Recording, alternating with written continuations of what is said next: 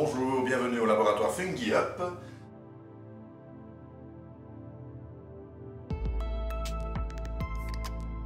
Dans une cuisine, une buanderie, une cave, du moment que le seau n'est pas directement exposé à la lumière du soleil, dans un endroit avec suffisamment d'humidité, ce sera parfait.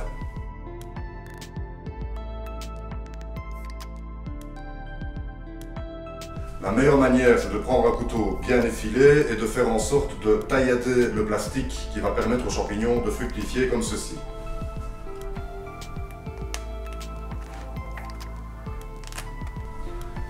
De cette manière, le champignon va percevoir la modification en matière d'apport d'oxygène et va lancer relativement rapidement, dans les quelques jours qui vont suivre, jusqu'à 2 semaines maximum, la production de sa fructification.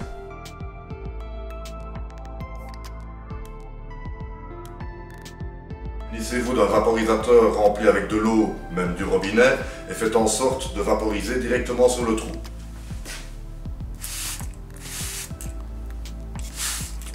La meilleure manière, donc, c'est de faire en sorte de vaporiser 1 à 2 fois par jour sur les champignons, de manière à ce que ceux-ci soient bien gorgés d'eau.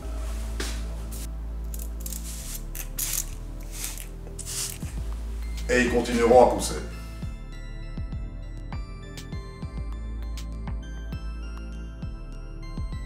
Quand ils sont arrivés à maturité, avant qu'ils ne se dessèchent, soyez bien attentifs à ça. Vous pouvez même le cueillir avant qu'il n'ait atteint ce stade. Alors comment? Vous prenez simplement le pouce et l'index, vous saisissez le pied au niveau de la base et vous faites un mouvement de 180 degrés de manière à arracher le pied du champignon.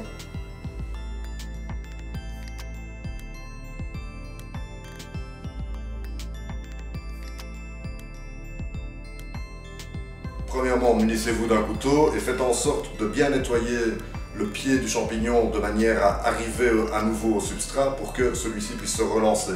Pourquoi? Sinon ça ne poussera pas ou alors très mal et d'autres champignons en fait qui sont présents dans la pièce risquent de venir infecter le mycélium qui est déjà présent.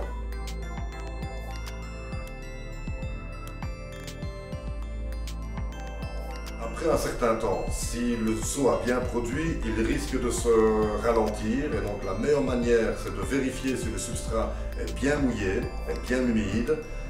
Si ce n'est pas le cas, vous le mettez en dessous de la douche ou bien simplement ici en dessous de l'évier, vous faites en sorte de ne pas le noyer. Éventuellement, vous pouvez le mettre une nuit au frais pour induire un choc thermique et le champignon va de lui-même relancer sa production jusqu'à épuisement complet du substrat à sa disposition.